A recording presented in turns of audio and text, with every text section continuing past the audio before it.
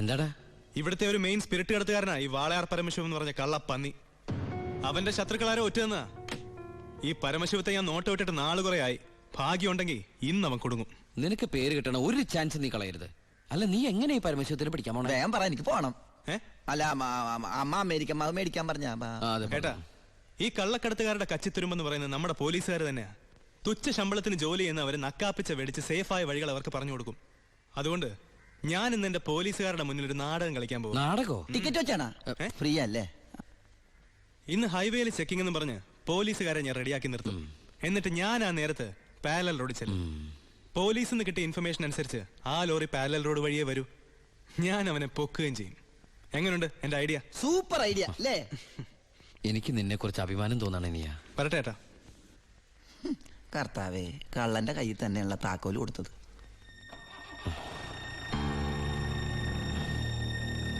ഞാൻ ശരിക്കും ദുബായി തന്നെയായിരുന്നു. ഞാനും. പിന്നെ വാസു, പോലീസിനുള്ള ഇൻഫർമേഷൻ അനുസരിച്ച് ചെക്കിംഗ് ഉണ്ടാവും. പക്ഷെ അവര് ഹൈവേയിലായിരിക്കും നിൽക്കുക. അതുകൊണ്ട് നിങ്ങൾ ആ പാരൽ റോഡ് വഴി പോയാൽ മതി. അത് വേണ്ട, നമ്മൾ ഹൈവേയിലൂടെ തന്നെ പോയാൽ മതി. ഞാൻ പറയുന്നത് പോലീസിനുള്ള ഇൻഫർമേഷൻ അനുസരിച്ചാ. ഞാൻ പറയുന്നത് എനിക്ക് കിട്ടിയ ഇൻഫർമേഷൻ അനുസരിച്ചാ. ഞാൻ പറയുമ്പോൾ അങ്ങ് ചെയ്താൽ മതി. ഏയ്, അത് ശരിയാവില്ല ജോണി. താൻ എന്നെ പഠിപ്പിക്കണ്ട. അപ്പൊ ഇപ്പൊ ഒരു തീരുമാനം എടുക്കണം. ഞാൻ പറയുമ്പോൾ വണ്ടി പോകണോ അതേ പറയണ പോലെ കേൾക്കണം. നീ ശിവൻ പറയുന്നത് കേട്ടാ മതി. അപ്പാ, എടാ നിനക്ക് എക്സ്പീരിയൻസ് ഇല്ല. അപ്പൊ ഇത്രയും മണ്ടനാവരുത്. ഇത് ഏട്ടനെ കൂടെയുള്ള അഡ്ജസ്റ്റ്മെന്റ്. ലോഡൊന്ന് പിടിച്ച എസ് ഐക്കല്ലേ ക്രെഡിറ്റ് കിട്ടണേ. ഇവനെന്ന് നഷ്ടപ്പെടാൻ. ലോറി ലോഡ് നമ്മളല്ലേ. ബലിയാടാവൻ പാവൻ ഡ്രൈവർ. ഇനിയൊക്കെ അപ്പന്റെ ഇഷ്ടം പോലെ ചെയ്തോ. അവൻ പറയുന്നൊന്നും നീ കാര്യമാക്കണ്ട ശിവ. ഇല്ല ബായ്, ഇവനും എന്റെ ബായ് അല്ലേ ബായ്.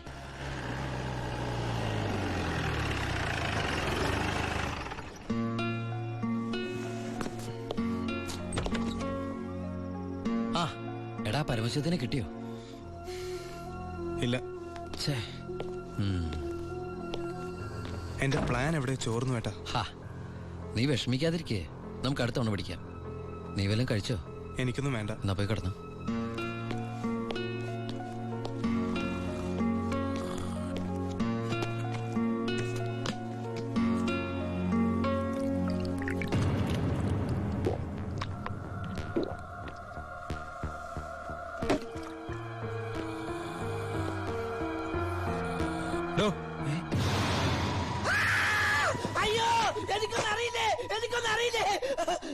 നീ ഇപ്പൊ എന്താ പറഞ്ഞേ?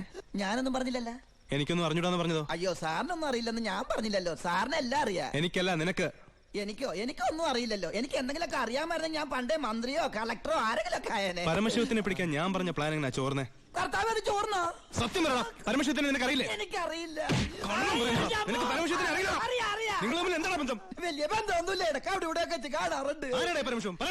നീല നിറത്തില് കഴുത്തേല് മൂർക്കം പാമ്പിനൊക്കെ ചുറ്റി മുടി നീട്ടി വളർത്തി തലേന്ന് ഗംഗേനെ ചാടിച്ചിട്ട് ഈ കാലണ്ടറിലും സിനിമയിലും ഒക്കെ കണ്ടിട്ടുണ്ട്. നമ്മുടെ പാർവതിയുടെ ഹസ്ബൻഡ്, ഗണപതിയുടെ അപ്പൻ പരമശിവൻ. അതല്ലാതെ കൂടുതലൊന്നും എനിക്കറിയില്ല സാർ.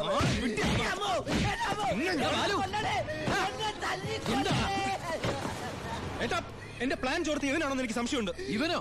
എടാ, പട്ടിണിയും പരിവട്ടായിട്ട് ജോലി തണ്ടി ദുബായി ചെന്ന് എനിക്ക് താമസിക്കാൻ ഒരു മുറിയും ആഹാരം ഒന്ന് രക്ഷിച്ചത് ഇവനാ. ഒരു സഹോദര ബന്ധം ഞങ്ങൾ തമ്മിലുള്ളത്.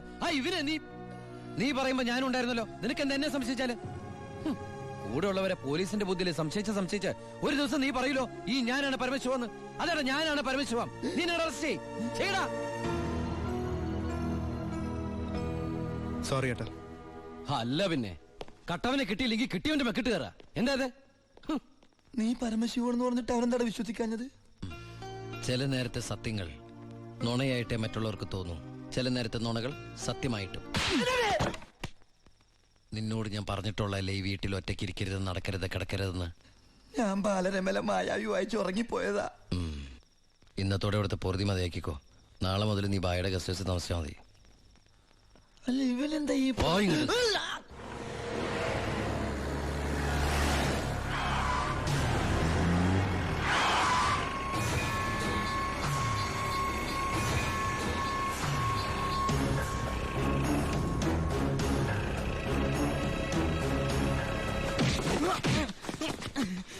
என்ன சார், நான் தப்பு ஒன்றும் பண்ணலையே. പാണ്ഡ്യൻ അത് തന്നെയല്ലടാ നിന്റെ പേര്. ஆமா சார். അന്ന് നീ എന്റെ വീട്ടിൽ കുറച്ച് പണമായിട്ട് വന്നിരുന്നില്ലേ? ஆமா சார். അത് കുഴൽപ്പണമായിരുന്നടാ. தெரியாது சார். சென்ற ஜெயில இருந்து பரமசிவத்துக்காகத்தான் நாங்க வந்தது. പരമശിവത്തുക്കായോ? ஆமா சார். പരമശിവൻ എന്റെ ഏട്ടൻ തമ്മിൽ എന്താണ് ബന്ധം? தெரியாது சார். அதுக்கு மேல எனக்கு ஒன்றும் தெரியாது. ഏത് ജയിലാടാ പരമശിവൻ കിടന്നത്? Thiruvananthapuram central jail.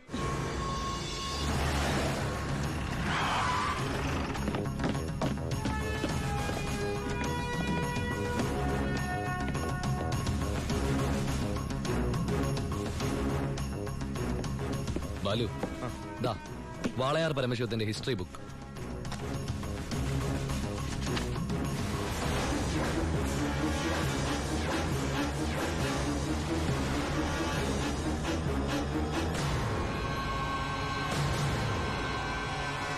എടാ ഈ ഷേഖുമാരെന്നൊക്കെ പറഞ്ഞ രാജാക്കന്മാരെ പോലെയല്ലേ?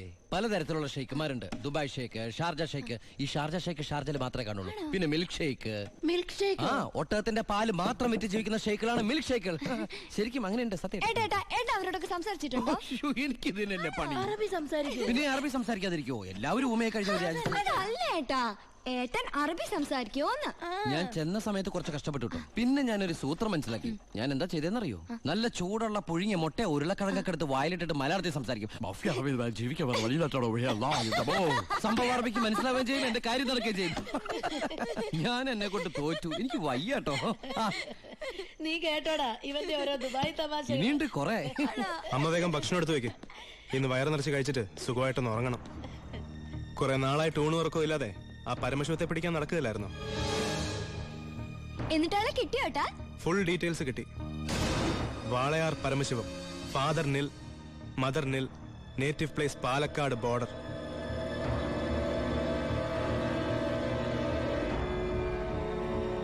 നിനക്കിതൊക്കെ എവിടുന്ന് കിട്ടി? തിരുവനന്തപുരം സെൻട്രൽ ജയിലിൽ നിന്ന് 4 വർഷം കഠിന തടവിന് ശിക്ഷിക്കപ്പെട്ട കൊലയാളിയാ. Jail റെക്കോർഡ്സിൽ photo സഹിതമുണ്ട്. നീ പോയി കുളിച്ചിട്ട് വാ, ഞാൻ ആഹാരം എടുത്തു വെക്കാം.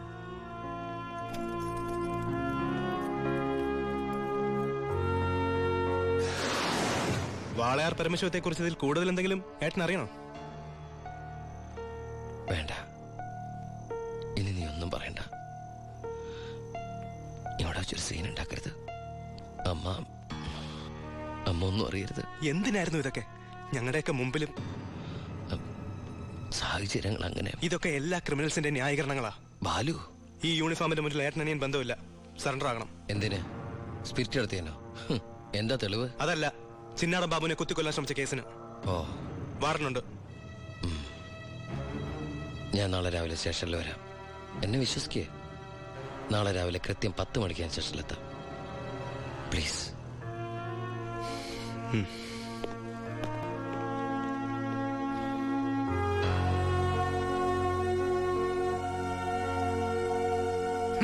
പരമശിവൻ സ്വന്തം ഏട്ടനാണെന്ന് അറിഞ്ഞോടെ പിടിക്കാനുള്ള ആവേശമൊക്കെ പോയല്ലേ? ആ കള്ള റാസ്കലിന്റെ വാക്ക് കേട്ട് കൈയോടെ അറസ്റ്റ് ചെയ്യാണ്ട് വന്നിരിക്കുന്നു. അവൻ പറഞ്ഞ സമയമൊക്കെ കഴിഞ്ഞു. എടോ, താൻ ഇത്രയ്ക്ക് മണ്ടനായി പോയല്ലോ. ഇത്രയും വലിയൊരു ക്രിമിനല് പോലീസിന് മുമ്പിൽ തലവെച്ച് കൊടുക്കും തോന്നുന്നുണ്ടോ എനിക്ക്?